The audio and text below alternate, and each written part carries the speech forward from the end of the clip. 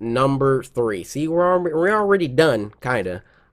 This is the meatiest of the meaty subject that I've actually been dreading talking about probably for years because I knew eventually I was gonna have to address it at some point. I was gonna have to say something about it, and that time has come. You might have noticed in the past 2 videos, my teeth are actually here. These teeth, I've been doing videos for years and years, and I've always had these super gaps here, right? Um, I'm trying not to trigger myself because, okay, we'll get to that. I have teeth here, and I talked with my family. My little brother Anthony, he said, "Dude, don't say anything. Don't say anything. Don't talk about it. Just keep making videos. If the samurai notice, then they notice. What's good? Just don't say nothing about it, right?" I'm like, Anthony, they're gonna say something. They're gonna notice. Like, that's huge. That's huge. All right. My dad, on the other hand, he's just like, just sit down in front of the camera, let them know what's up, and you know, I, it'll probably be better this way. So I have what's called ectodermal dysplasia. I've never talked about this on camera. Well, I kind of alluded to it once, but bear with me. I have a genetic disorder. It's called ectodermal dysplasia. And in the entire world of 7 billion people, over that now, about only 7,000 people on screen. I'm dividing that so you can see the probability of you having this. Only 7,000 people have been diagnosed in the entire world. So, I'm one of the unlucky 7,000. Thanks God. It's cool though. This genetic disorder dictates that in my case, I was born with 24 teeth. Humans usually have 32. Maybe they're perfect when you're born, maybe not, maybe you get braces, whatever. But you have around 32 teeth. I was born with 24. Now, ectodermal dysplasia has a couple different versions or strands that you can be born with. Let's call it ED. ED that affects your hair or your teeth, nails, or salivary glands. You might not know this about me. Shout out to Risey K. But I don't have hair on my arms. I don't grow hair on my chest. I don't grow hair on my legs. I just don't grow hair. I freaking barely have hair under my arms. In fact, in high school, I felt so like less manly because I didn't even have armpit hair. Like in high school, I don't know why armpit hair is such a big thing for guys. Well, maybe it's just me. And I am able to, grow this voluptuous afro, so I'm not so mad that I don't grow hair on my arms and legs. In fact, girlfriends have told me that they love that about me. The more noticeable strand of ED, ectodermal dysplasia, that I have is the teeth version. And you can be born, like, there are some really, really dire cases of ectodermal dysplasia, the teeth strand. I was just actually not too bad off. It could have been very, very worse for me, but I did inherit it from my father, who has ectodermal dysplasia as well. Growing up, obviously when I was little, I didn't know. Well, I did know, but I didn't know how drastic it was going to be later on for me. Pretty much, I got teased about it a lot. In the 6th grade, that was the hardest year of my life. I came home crying one day. Shut up, shut up. Don't make fun of me. I came home crying to my mom one day because it just got so bad. People, talking about me. I mean, everybody, or at least the majority of people are teased in middle school, high school, whatever, but it was pretty bad for me. And being the kind of shy, reserved person that I am, it was just, I just felt defenseless. It was nothing really I could do about it. I couldn't hide it. I couldn't do anything. So the best thing that I could do was actually teach myself how to talk without showing my teeth. And I kind of got good at it, but it really affected, especially girls, how I talk to people. Like, like when I talk to people back then, it was like you can see how I'm looking you in your eyes, right? People would look at me like this, and you can see that I'm not really looking at you in your eyes. People would gravitate towards my mouth and staring at my teeth and not in their head like, you know, they're listening, but I can see that they're not looking at me in my eye, and that bothered me so much. I just want to slap them, be like, look, I'm up here, you know, like how it's probably how girls feel when guys are looking at their boobs, like, dude, I'm up here. Fast forward high school, I get braces. My family was really going through hard times in high school when I was in high school. I'm sorry, parents, I have to talk about this. We were poor. They're watching this 100%. Where basically I got my braces, which took forever because they were telling me that I had so many baby teeth in my mouth, which I still have baby teeth in my mouth, because when you don't have adult teeth to push your baby teeth out, your baby teeth don't fall out. So they were telling me that, oh yeah, we were gonna wait till the baby teeth fall out, or we can't really put braces on baby teeth, giving me all this static. But finally, my parents got me braces when I was in the ninth grade, back in 2006. Wow, that's a long time ago. Unfortunately, my family was going through financial problems, and I was unable to continue my treatment and going to my orthodontist appointments. So I just had these braces in my mouth that weren't doing anything for years. So obviously, making YouTube money now, I've been finally able to tackle this lifelong disorder and actually fix this. Pretty much a month ago, I found this orthodontist that is a legend, okay? I told him what was going on, because every time I meet with a new dentist, orthodontist, whatever, I kind of got to let them know, like, hey, I have ectodermal dysplasia. Sometimes they're like, what the freak is that? But I have to like say it, because if I don't, the first time they look at my mouth, they're going to be very shocked and what the freak? Told me about something called Invisalign, and I was like, dude, I know what Invisalign is. Do you see my teeth? I can't get Invisalign. And he's like, Corey, yes you can. Long story short, this is not even real. These are it's just Invisalign with the teeth colored in. Do you know how like embarrassed I am right now?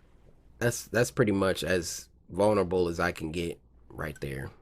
The gaps in my mouth, they can only be filled with implants, but I can't get implants because my teeth roots are freaking messed up. So I have this Invisalign that's kind of putting my teeth roots where they need to be, so that the implants can go in correctly. And so in the meantime, my doctor said that I could get this Invisalign to where I could color it in. He took it out, he colored in the teeth that I didn't have, and put it on my teeth. And that was the first time in my 24 years of life that I saw like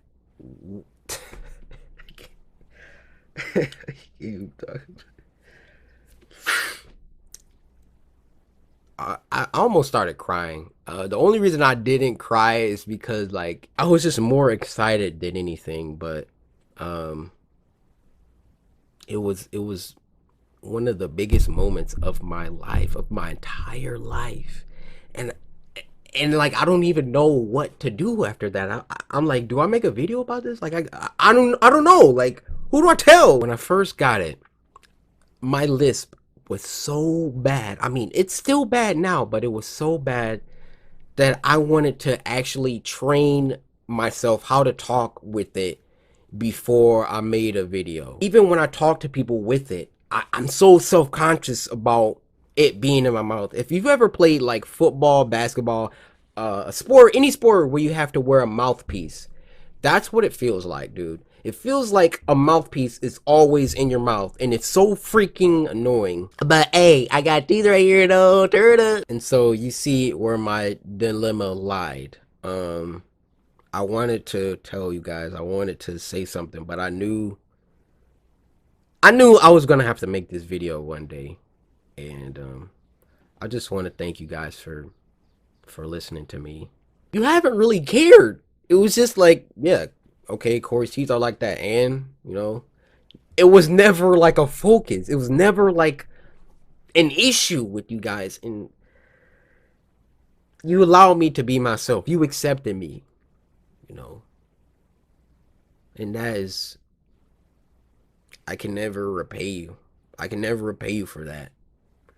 I know a lot of people are like, Corey, why are you making this a big deal? But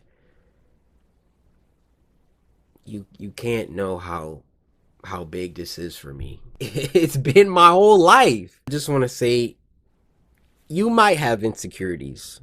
Weight, height, teeth, anything. You might have insecurities, but don't let those insecurities hold you back from what life can offer you. All right. I could have cowered in a corner and never turned on a camera in fear of being humiliated on the internet because of my teeth. But I was like, nah, sucker. So if they talk about it, then, you know, I'll delete my channel. You know, I don't got to, it's the internet, you know, I could turn it off. But it never got even close to that. If you let your insecurities, or if you let people dictate how you're going to live your life, you will never truly live it. You will always be held back in fear. You will never ask that girl out, ask that boy out. You will never apply for that job. You will never get into that school you want. You will never, I could go on forever. I could go on forever. You need to understand something. You only get to live one time. You only get to live one time, so you can't be scared to live. You can't let your emotions hold you back, dude. Like, it's so vital. It's so major that you don't care what people have to say. You don't care. You just do it. You just do it. You just do it. And you shut them up. Because they can't say anything to you. Because you're doing it. Last but not least, I love you guys. All right. I really like love you. Like, you don't really understand how much I love you. In the samurai, you know, we might have our insecurities, we might have our problems, but we gon' be alright because we got each other.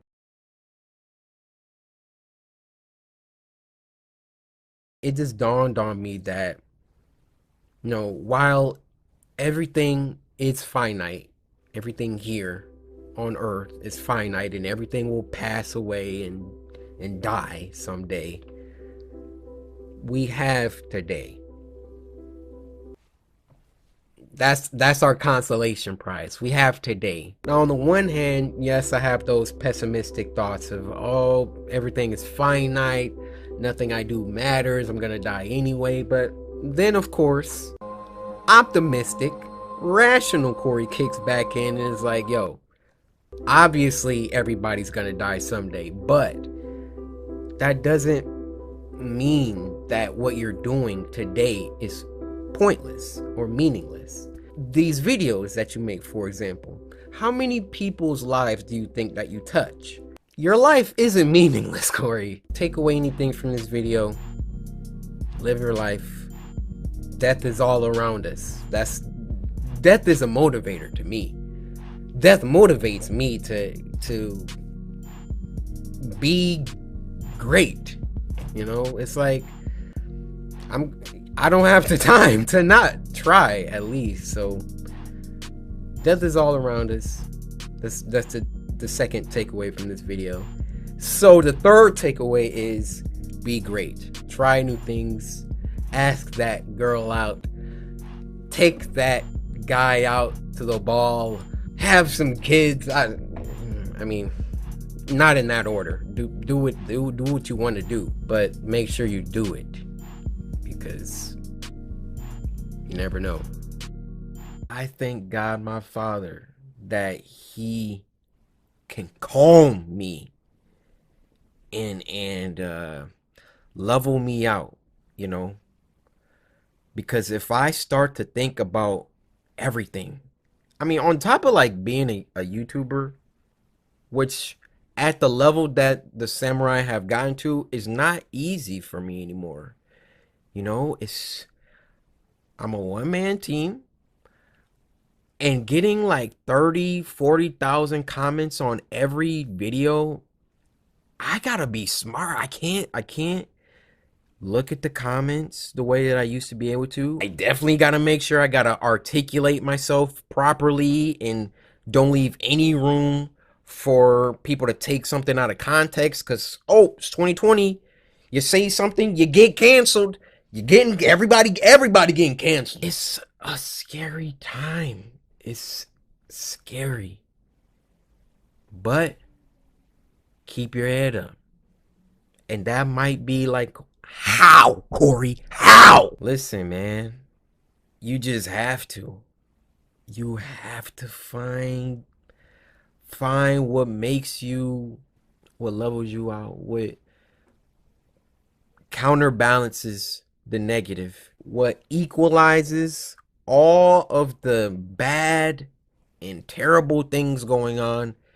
You gotta find the yin to your yang. You know, I really, really like playing video games. That's why this is a God-given blessing to be able to do what I do as my livelihood. But before all this YouTube stuff, I played Mass Effect, the first game, for like 20 hours in a row one time. It was like over the summer, like 10 years ago when I lived in my mom's basement. I vividly remember playing Mass Effect for like 20 hours straight.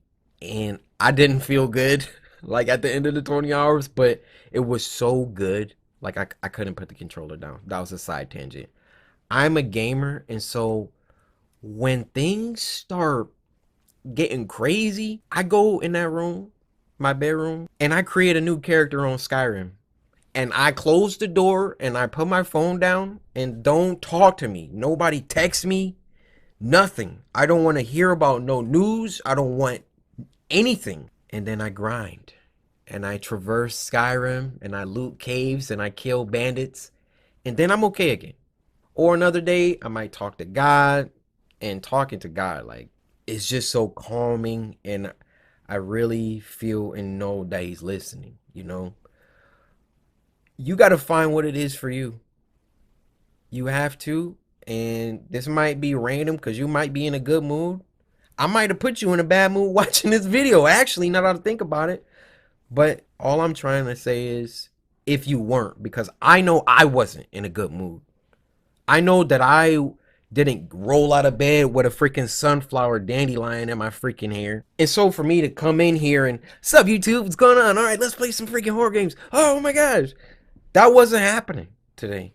It wasn't going to. And I know out of the 6.3 million of y'all, not all of y'all woke up today happy. I know most of y'all know about George Floyd. And I know most of y'all know about the fires and the chaos and the racism that's going on right now. But we got to keep our heads up. Shout out to all the protesters.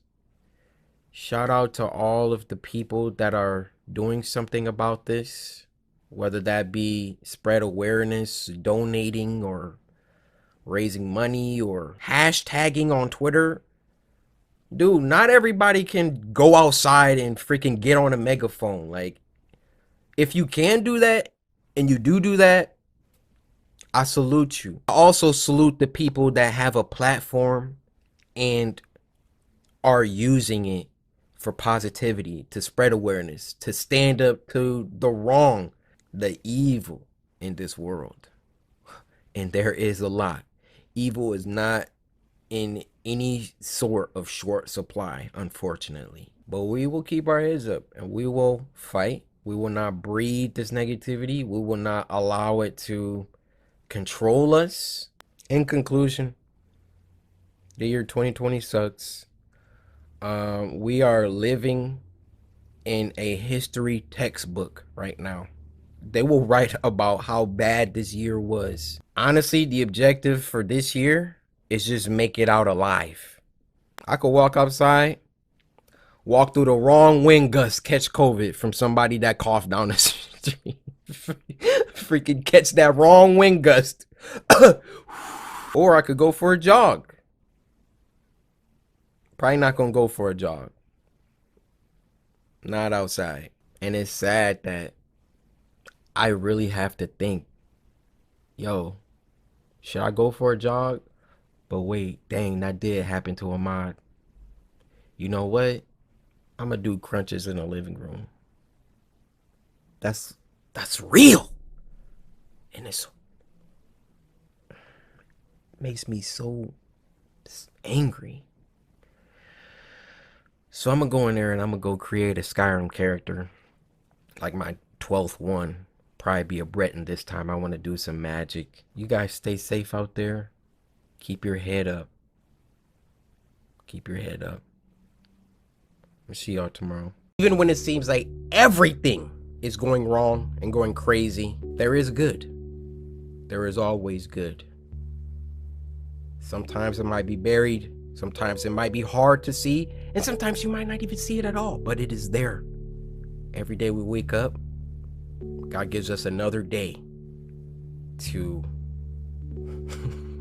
I can already hear the pessimism from people. Every day we wake up, it's another bad day. Well, that don't mean the next day won't be good.